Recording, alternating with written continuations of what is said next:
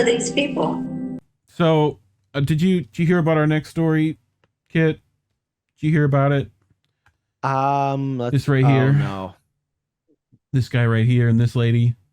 Oh, So, it's Joe. 3033. What could possibly go wrong here? oh, it's gonna be so much fun. This one's gonna go quick. So, um,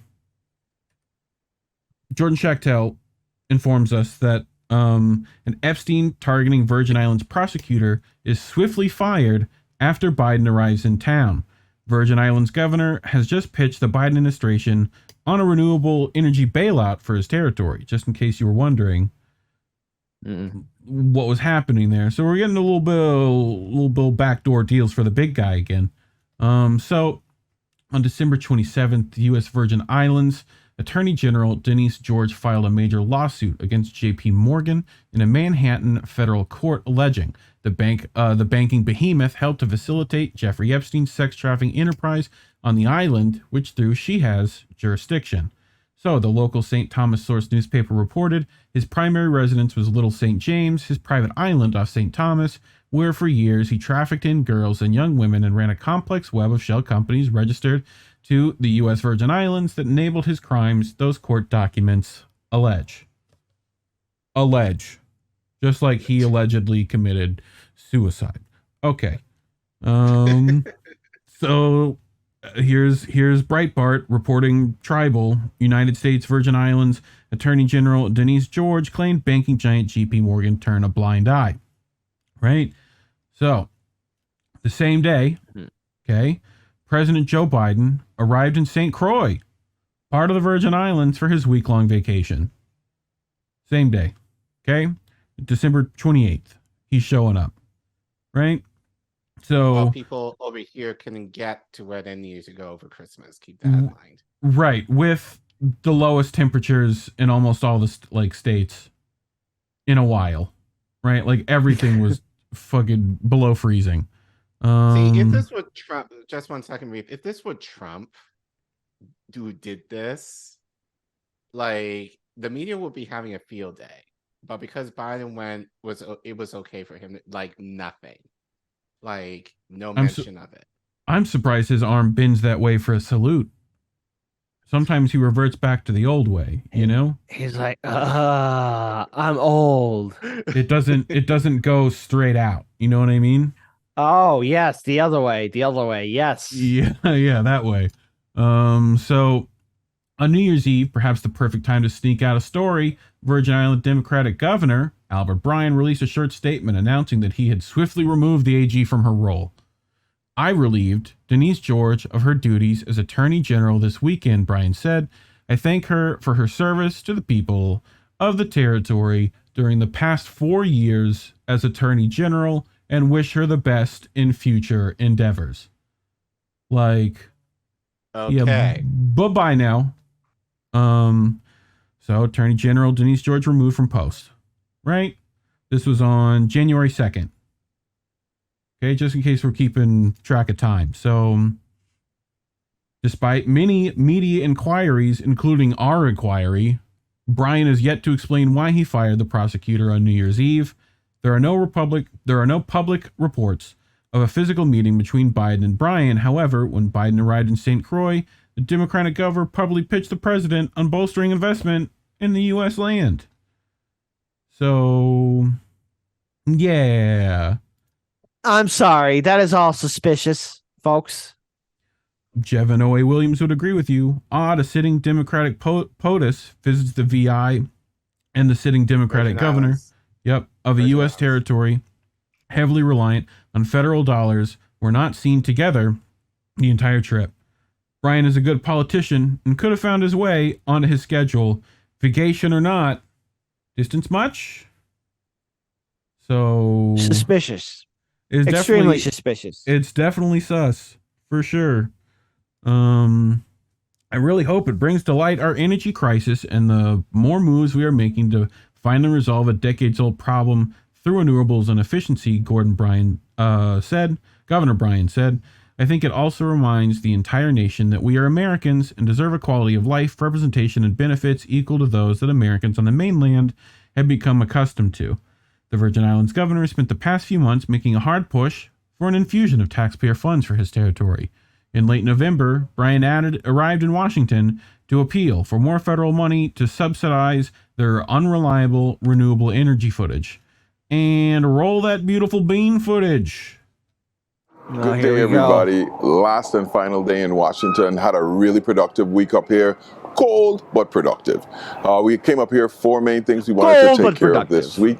Number one, our energy situation with WAPA, lining up our federal programs to make sure we take care of that. Number 2, making sure that we get all our ducks in a row for federal Medicaid. 3, we wanted to make sure we get the rum cover over straight. And of course, Jobs for America's graduates, of which I'm on the board.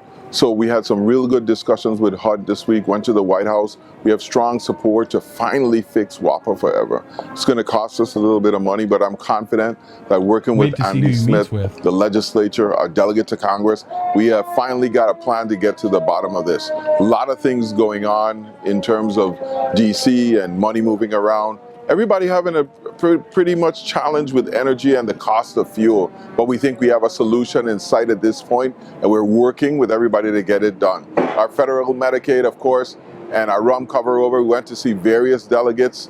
So up here on the Hill this week, I've seen Congressman Jason Smith, Senator Manchin, Senator Wyden, just a host of people, and right now we're going in to see Senator Gillibrand, who's got really close relations to St. Croix. Overall, I want to say we have real good support. What is her fucking offshore bank there, you mean? People like the things that we're doing on the island, keeping it strong. And I've explained to them, we fixed our retirement system, economy doing well, tourism doing well. Now it's time for us to really move to the next step and fix our energy situation once and for all. A lot of moving parts in that, VTOL, generator placement, purchase, buying gas, making it through for the next 6 months. But we've painted a picture of a bright future for energy in the Virgin Islands, using our renewable and all our resources that we have from the federal aid in order to get us done. Good news, it's not going to cost the federal government one additional dime. We didn't ask for any more money. We just asked for permission to use our money in the places that we see fit. So feeling really positive about the trip, looking forward to coming home and warmer weather. And today I had the great pleasure of hosting our Virgin Islands students from St. Thomas and St. Croix, Jobs for America's Graduates, a program that I helped start in the Virgin Islands, and now I sit as vice chair of the national board. Really exciting. They got a lot of things coming up for the next couple of days. The Commissioner of Labor and the Commissioner of Education is up here. We had the chance to tour one of the new schools here in DC that the same contractor who's building Arthur Richards has built. And I'll tell you from the shots, it's going to be spectacular when you see what this contractor can do. So really excited, really want to get home. Looking forward to coming back down and being in that warm weather again. So until I see you again, you be good. Love you and take care. Love you. Bye-bye. No, we don't love you. But here's the thing. Here, sorry, I don't want to interrupt this, but go ahead. Look, that scene where he's in the meeting room and they're discussing, I honestly have to say, some of that looks scripted. Like, oh yeah. All right, I'm saying here's the thing. It looks like they're talking like this. Like yeah. You ever heard of But what I really want to think is saying is like, okay, listen, hi, Collin. Look, I'm just gonna be bullshitting for you for a while, so I need you to nod your head and agree and listen to what I'm saying, and then I want you to say something to me to where I'm like, oh yeah, I didn't think about that. Okay, yeah, I see. Yes. Okay. Wow. And then Reef, of course, hold on, nod and agree, and then you're gonna say something that really blows both me and Collin's mind. We're just like, So go ahead.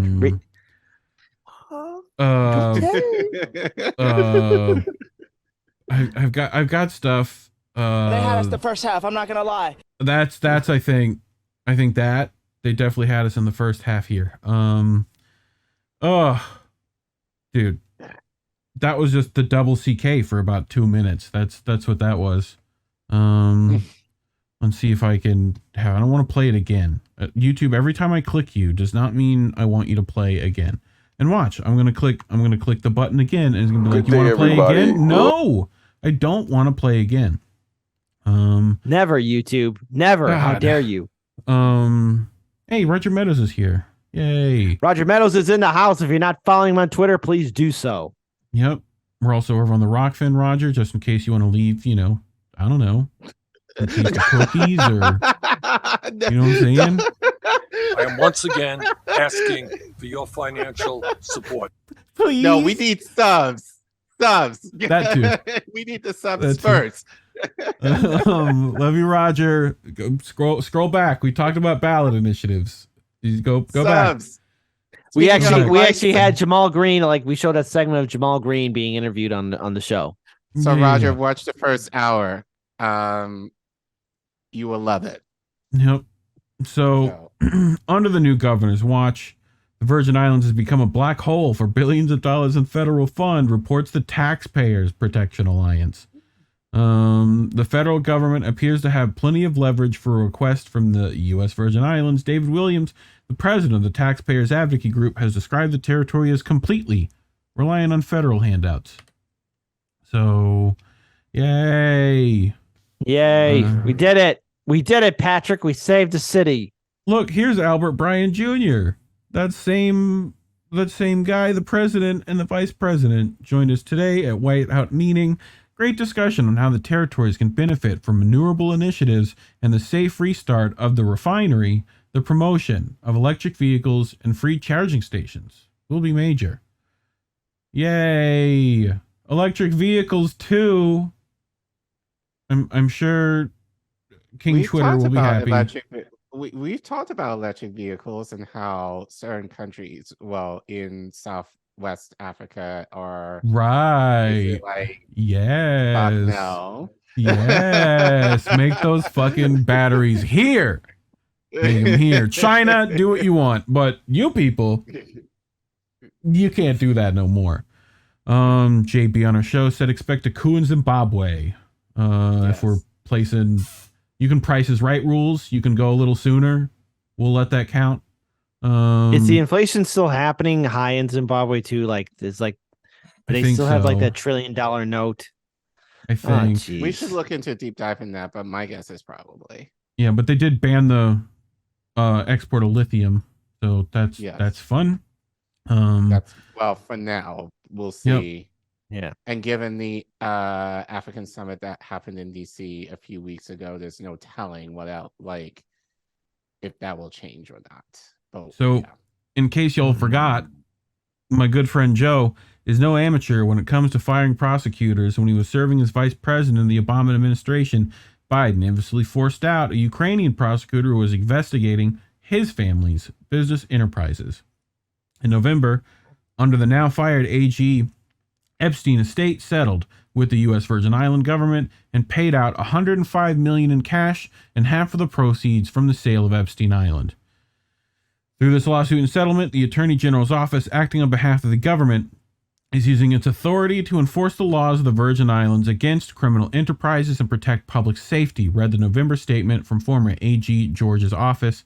In the lawsuit she filed against J.P. Morgan, the AG claimed that her investigation revealed Morgan knowingly, negligently, and unlawfully provided and pulled the levers through which recruiters and victims were paid and was indispensable to the operation concealment of the Epstein trafficking enterprise. So, pay me my money and I'll shut up. Shut up. God damn. I know, huh? Don't you just get sick to your stomach knowing how corrupt everything is and how everything is intertwined? No. But Yeah. again, I said this in the first segment, and I'll say this to you again, Kit. I think this is why it is very important for people to, not to say you shouldn't be concerned about national politics, federal politics. It's important, but it shouldn't be any more important than what's happening on the local level, because those things have direct influence in what's happening in your life. So, so I think, and this is really my hope, if there's any resolution, that people should be taking in 2023 is this. Again, not to say you shouldn't be worried about federal politics. That has its place, but focus more on what's happening in your town, in your city, whatever is happening. Find out who your city council people are, find out who is on your board of ed, find out who's your mayor, your governor. Focus on the things that you're able to somewhat control, within the general vicinity of where you are, because those have the biggest effect. And so, as I said earlier, for Kit, thank you for kind of highlighting, what's happening in Chicago as an example for what independent media should be doing. I think often we kind of focus on what's going on, and it makes sense, obviously, like what's happening on the federal level, like any implications of that. But I also feel like we don't talk about local politics enough, and people, and I saw like Delaney, saying it is kind of demoralizing, it's even on the local level, but it's important, if we want to support genuine good people who we can organize around and kind of uplift to positions of power in a way that helps them keep accountable and then elevate them into, state and hope maybe even federal level like work in terms of, being governor, or even like from there, congressperson, or even a senator, possibly even the president.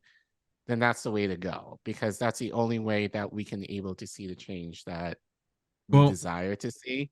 And with this story, it's like everything in this trial, when in regards to Epstein, has been blatantly corrupt from like minute one, out in the open, completely in front of people, and nothing's changed. No one else has been arrested.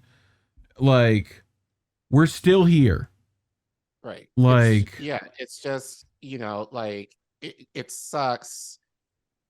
I think the stories that we talked about tonight, just have this theme of corruption and people feeling helpless, and so like we really want to be in a position where people are not having some sort of control over what's happening in our lives. And the only way that we can do that is if we band together and really kind of focus in on what can we do more on the ground, on the local level, and then go from there.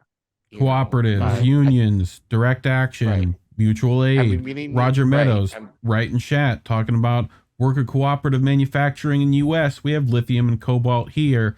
Let minor co-ops go dig for it and establish a supply chain with worker cooperative battery manufacturers, sell to cooperative car manufacturers. Yeah, exactly.